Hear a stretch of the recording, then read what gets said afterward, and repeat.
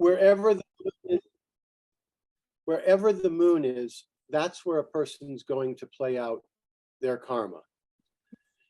So the moon in the 7th house, the emotional commitment in marriage is extreme.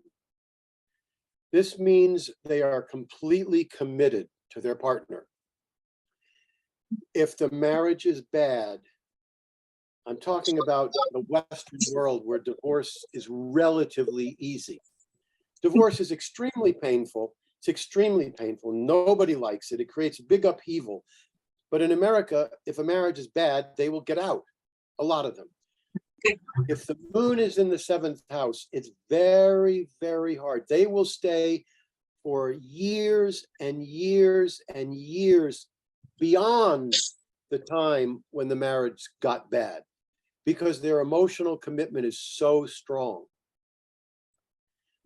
The marriage partner is likely to be special, wealthy, powerful, famous, whatever, assuming it's not afflicted. They will be, the partner is special. The partner can be emotionally caring. They can be nurturing and caring. They can be feminine. They can be soft and feminine. The moon, the person with the moon in the 7th house is so sensitive to other people. They are so empathetic. If there's anything in the chart that looks like they're going to be in medicine, they could easily be a therapist, because if people have problems at work, they run to the person with the moon in the 7th house and tell them their problems, because that's the person that's going to care. That's the person. Way more than person with moon in the 1st house. The person with the moon in the 1st house wants to nurture people, but it's me first. The person with the moon in the 7th, it's what can I do for you? Is there anything, like that? The 7th house is business. So why is it business? In my estimation, it's because business is about buying and selling, interacting. So a person that has moon in the 7th, they love to talk with people and interact and talk with people and interact. They love interacting. And so it leads them to business, I'll provide a service for people and they will, will interact, like that.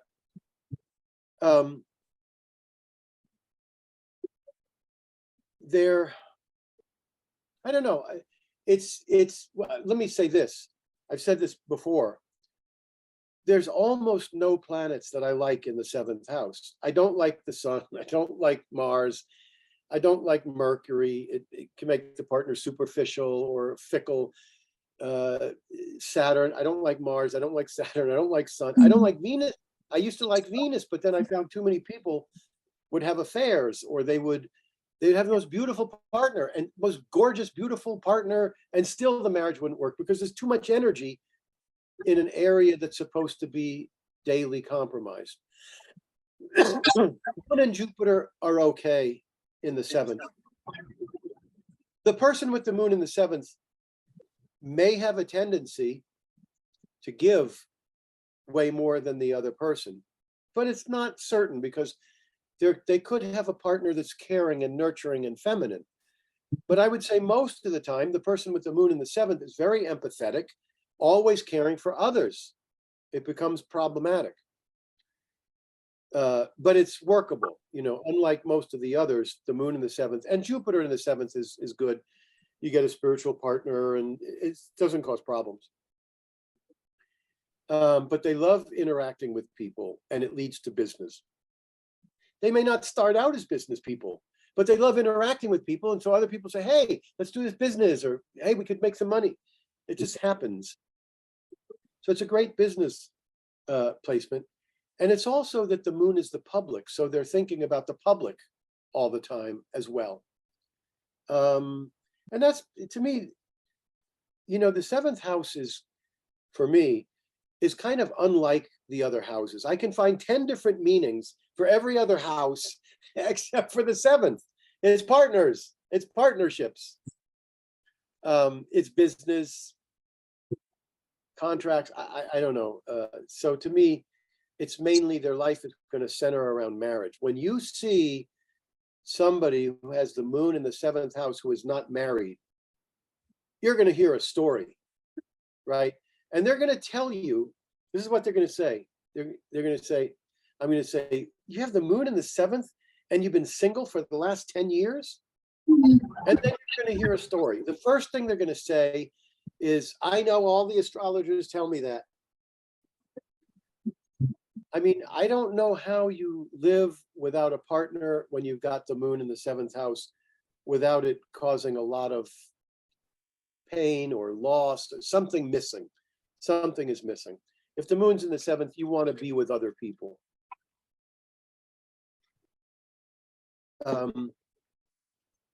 Yeah. The 8th house is more of a spiritual, metaphysical influence, the moon in the 8th. First of all, the moon in the 6th is afflicted because the 6th is a Dashtana, and the moon in the 8th is a Dashtana. So the moon is hurt. The moon in the 6th is hurt, but you can get over it. It's not so bad. It's a growing house. It's a Upachaya. But in the 8th, that moon in the 8th is hurt. It hurts the mother. It hurts the mother. It has to. The moon in the 8th harms the emotional life, as the moon in the 12th. The moon in the 6th, the emotional life can be okay. It's not so bad, but because they can get into work and, but the moon in the 8th, the emotions are going to suffer. The person's going to be more sensitive than other people. When the pain comes, it comes big. The 8th house is like a Scorpio house. People suffer for 3 reasons. Grief, when somebody dies, or a loss of a partner, there's grief. Physical pain, you suffer. The other pain comes strictly because of attachment.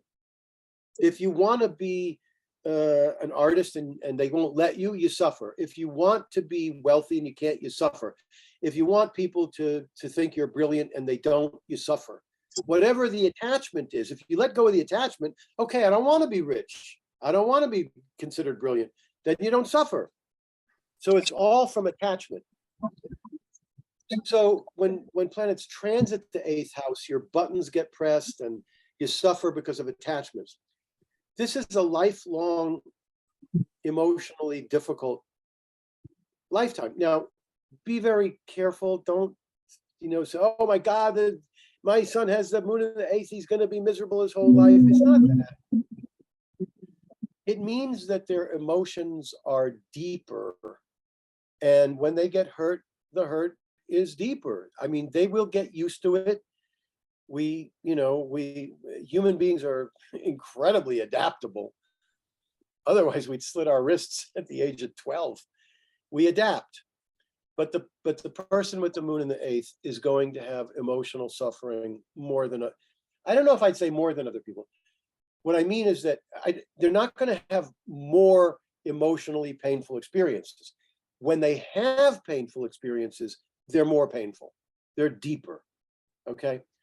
So that's that. There may be a love of sex. There may be a love of sexual enjoyment. They may be very sexy. The moon in the 8th is going to be sexy. It's going to help with longevity for the 8th house. It doesn't help the moon, but it helps the 8th house. The moon in the 8th is going to bring a person interested in other people's money. That means being a broker, being a banker. That means a likelihood of getting inheritances. But you've got to look and see, is the 8th house strong? If the moon is in the 8th house and it's very afflicted, they may not live a long time. They're still going to want to handle other people's money. They're still going to be interested in death experiences. They're going to be interested in astrology and metaphysics, whether or not the moon's afflicted.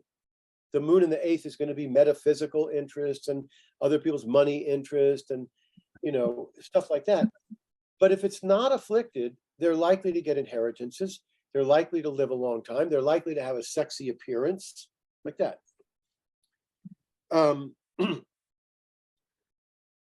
There's going to be interest in death. So if they go to a funeral, it's going to be a profound experience.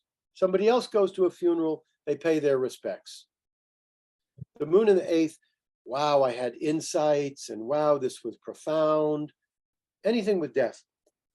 So they will be more interested in what they call NDEs, near death experience. NDEs, near death experiences. They'll be interested in near death experiences. They may have some near death experiences. They may have some astral travel. The most, I think the most common and important things to expect is an interest in astrology, metaphysical, and psychic subjects. Not just an interest in it, but intuition. A lot of people have strong eighth houses and they've never had an astrology reading and they're 40. And I go, what is this? So moon is in the eighth house, or it's a strong eighth house, and they don't necessarily have the interest, but they have the intuition. They have the tendency to live life from child, always looking to see what's underneath, what's going on, what's really causing it. So they love research. Moon in the eighth loves research. They love going deep to try to figure out why did he say that? Why did he say that? How did this happen? What made that happen? That was an odd thing to happen. What must have been underneath it? So they become very intuitive. They're intuitive and they're sensitive, but they experience more pain than most. Their pain is deeper for them, I would say. And the interest in other people's money or banking is going to be there. It's going to be there. But they're very sensitive, very sensitive. The moon in the ninth is usually travel. Why? The moon is waxing and waning and waxing and waning. So they're going to be traveling. You know, maybe for some time they don't feel like traveling, but then suddenly a big urge to travel. It just comes and goes. Higher knowledge, religion, philosophy. Whenever benefics are in the ninth house, you want to watch how their gurus respond to them. So the person with the moon in the ninth loves religion and philosophy. They love universities and college, right? You want to watch how the university professors treat them extra special. The gurus treat them extra special. Mostly, the most magnificent to me is Venus. When Venus is in the ninth, the gurus treat them like they're lovers almost. I don't mean physically, but they're adored by their gurus because of Venus. But the moon in the ninth is going to be, if you're a guru, you're a teacher, and the person's got the moon in the ninth, you're going to bend over backwards to help them with religion, with philosophy, with information, things like that. The moon in the ninth is going to help the father. The ninth house and the 10th house are the father, both. So the moon in the 10th house is going to give an emotional connection to the father. The father could be considered special, talented, etc. Anything with law, anything with higher knowledge, religion, philosophy, travel, faith in God, faith in God. The ninth house is a house of luck.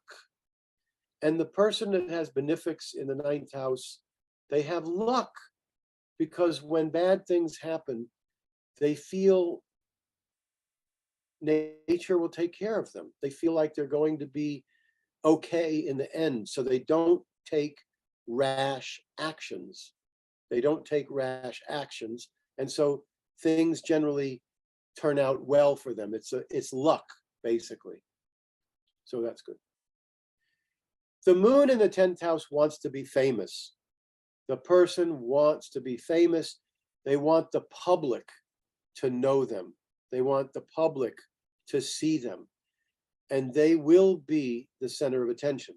So if there's a group of, like, when we were leaving, when we were leaving Florida and coming to Mount Soma in North Carolina, there was a going away party for us. And, you know, some people got up and said some things, but the guy with the moon in the 10th house, he just jumped up as quick as he could to to say how much he liked us and all, but also to be the center of attention, to be, hey, I'm here too, like that. The moon in the 10th house, the person wants to be famous. They do the best with the masses. If anybody does well with the masses and the public, it's the moon in the 10th house. As far as the career, the person could be nurturing others, taking care of others, but generally the moon in the 10th wants a big audience. They want the masses, but they could be involved in helping other people, nurturing other people. Person with moon in the 10th house could have a career connected to women's items, women's clothing, women's issues, things like that. It's good for the father. It means the father could be a public figure. It means there could be a connection, a strong connection to the father. It's a very nice placement. It's yeah, I mean, it's really good for a person's career. They will shine in the public eye and they'll do well with the masses. The moon in the 11th house is going to be love of friends and groups. They love friends, they love groups, they love women friends. And it's a wonderful placement for large sums of money. Large sums of money. The second house is money that you earn. The 11th house is large sums of money. And there's to me, there's not a lot of meanings to the 11th house other than those things: friends and groups, large sums of money, not just large sums of money, but money from side ventures. So you have a business and you're doing your business, and then a friend comes to you and says, let's do a side business. The person with any planets in the 11th house is likely to have several sources of income, several different sources. They're good at that. The other thing is that any benefics in the 11th house are going to make it more likely that the person is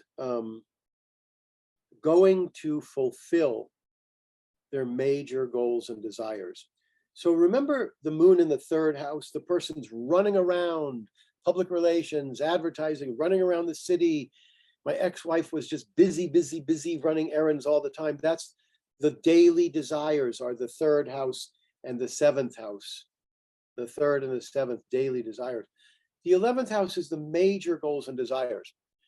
So with the moon in the 11th house, the person may have their eye their whole lifetime on what they want to accomplish in the major goals and desires.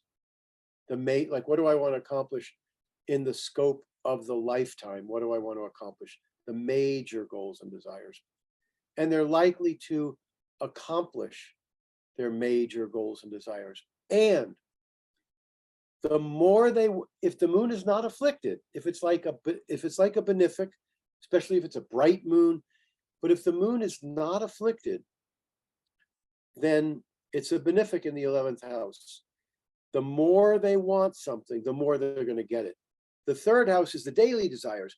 The 11th house is when you want something really badly, you will get it because of that benefic in the 11th house. Now, there's likely to be an emotional bond with the eldest sibling. The 11th house is the eldest sibling. The eldest sibling can be special.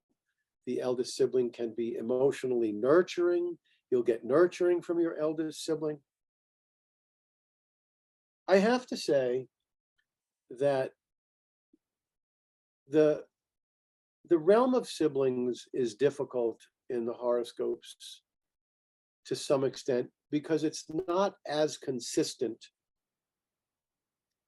Sometimes I will see the 11th house massively afflicted with no problem to the eldest sibling, and yet some intense, profound, deep problem with some other sibling, believe it or not. The same thing happens with the 3rd house. Sometimes it'll be massively afflicted, and they will have, if the 3rd house is massively afflicted, they might not just have, they might have no younger sibling, or they'll have a younger sibling that is in deep trouble. Occasionally, the 3rd house will be massively afflicted. They'll have a younger sibling that's okay, and they'll have some other sibling that is a total wreck. I'm just telling you my experience. Now, 70%, maybe in this, I always go by the 70% rule. Things have to work 7 out of 10 times. Maybe with the siblings, it works 6 out of 10 times that the 3rd house is the younger sibling and the 11th is the eldest. Eldest means eldest, not elder, eldest. And it works most of the time, more than 50%. But occasionally, it's the wrong sibling that is like that. And this is not coincidence. It's not coincidence, because when one of those houses, the 3rd or the 11th, is, phenomenally, like when I say, okay, the younger sibling had these huge problems, and they say, no, they were okay. I fall off my chair. I go, how is this possible? And then I find there's a different sibling that got it. Or the 11th house, and I think the eldest sibling is just a train wreck. And they say, no, they're okay, but I have a different one that's in the hospital with mental problems. I don't know why, but that's my experience.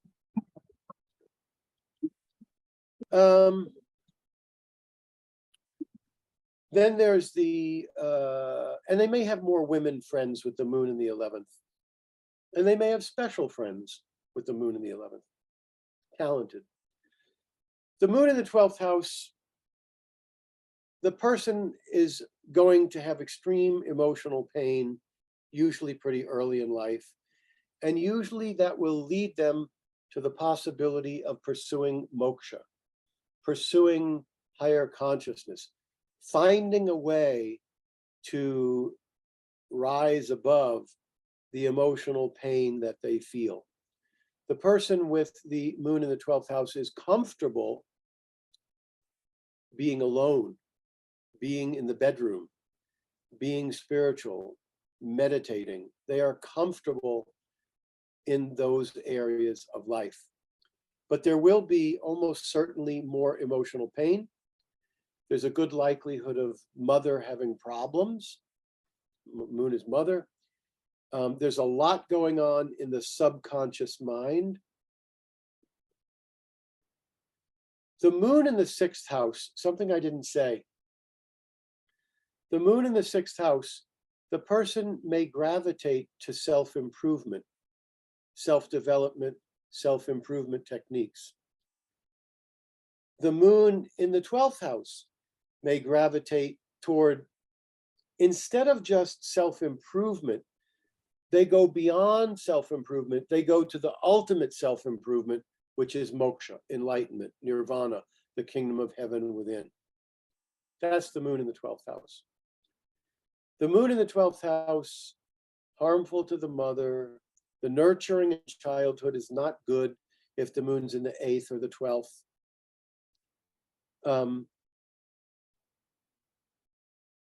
And they love the bedroom. So I have the moon in the 12th house. My second wife, she couldn't fathom, how can you possibly eat a meal in the bedroom? How can you possibly watch television in the bedroom? You eat in the kitchen or the living room, and you watch television in the living room, not in the bedroom. But if you have the moon in the 12th house, you like the bedroom. And that also extends to sexual enjoyment, because the 8th house, I actually find that people with a very, like an 8th house where there's a lot of benefics, they have extreme sexual attractiveness to others, which means that for children, you have to protect them because there's a lot of sexual vibrations coming out that other people pick up on. So you have to protect them. but it means that the person has a very sexy appearance, but it also means that they enjoy sex. To me, that's more so than the moon in the 12th. It's taken me a long time to make that distinction, because moon in the 12th also loves anything in the bedroom. But the moon in the 12th is going to be very comfortable pursuing enlightenment. They're also going to have a lot going on in the subconscious mind, which means that there is a need for them to pursue self-development, even aside from moksha. You know, sometimes I'll be doing a horoscope and I'll say, look, you're 50 years old, you're 60 years old, you're having relationship problems, love problems. You need to go to therapy if you want to fix this. And they'll say, well, I've been meditating for 25 years. And I'll say, yeah, look what good it did you. The meditation and spiritual techniques are great for enlightenment. They're great for higher consciousness. They don't necessarily, meditation and spiritual does not necessarily fix psychological dilemmas. There can be psychological damage that is done in early childhood that needs attention, that meditation is not going to do it. Meditation is going to do a lot. It can remove a lot of neuroses, but there's usually some things that it just doesn't address. And that's coming from the subconscious mind. The moon in the 12th is going to be more affected by subconscious dilemmas more than most people. Yes. So lovely. This was a request from one of our viewers. He asked Sir to do moon in 12 houses, and you have quickly responded to it. Thank you very much. Thank you. It wasn't so easy. I don't. Yes, I could see. Yeah. I don't usually. I mean, when I'm doing horoscopes, the thing is, when I'm doing a horoscope, I'm thinking, where is the moon? That's going to be the most comfortable and most important area for the person's life, and I'll describe it. But I'm not always thinking so much about, oddly, I talk about more the other planets than I do the sun and the moon. For some reason, when I'm teaching, I don't think about it. But believe me, when I'm doing a horoscope, the moon is way more important to me than Venus, Jupiter, Mercury, Saturn. Way more important. Way more important. It is a lunar-based system, and the moon is waxing and waning, waxing and waning. So there's always going to be some ups and downs in that area. But the thing about the moon is that it's the subconscious mind. So it's so important, and it's the nurturing in the childhood. Whatever goes on in those first 7 years is going to be connected to the nurturing. And if that moon is in trouble, the whole life is going to have certain problems. I want to say one other thing. When the moon is with Saturn, when the moon is conjunct Saturn, or opposite Saturn, or square Saturn tightly, the term I use for people is the emotional sense of deserving is lacking. So it's emotional deserving. Do you deserve love? Do you deserve money? Do you deserve abundance? Look at the moon. The Venus may cause problems with love. Venus may cause problems with money. Jupiter may cause problems with luck if it's afflicted. But there's a very distinct difference. If the moon is afflicted, I guarantee you, in the person's subconscious, they don't really feel they deserve to be loved. They don't really feel like they deserve a lot of money. They don't really feel that they deserve attention. So I use the term emotional deservingness for the moon. And I oftentimes will recommend a book called I Deserve Love. I Deserve Love by Sondra Ray, S-O-N-D-R-A, Sondra Ray.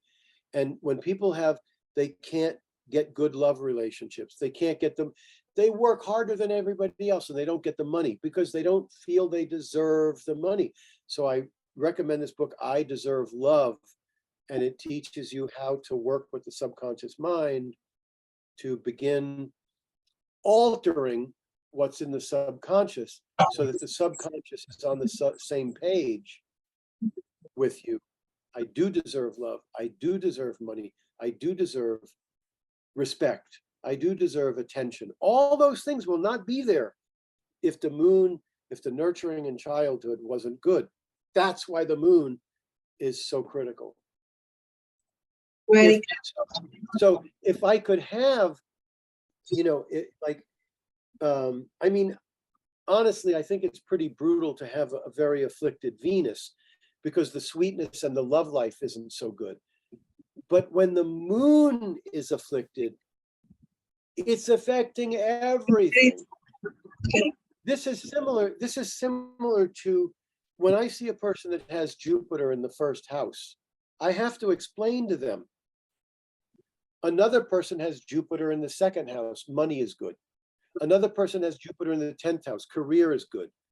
When you have Jupiter in the first house, all of life is blessed because the first house is you. So if the moon is very, very badly afflicted, it affects everything because it's your sense of deserving. perfect. Perfect. Thank you so much. This was a lovely session and thank you for doing it so soon. We'll put it on air very soon, next week itself. Okay. Thank you. And sir, those who are new to our channel, please do like, subscribe and share. These are Sir's books that have this information. This is a very practical book that Sir has written way back, but he has revised this recently. A very good book. And it is available on as an ebook, which is very cost effective.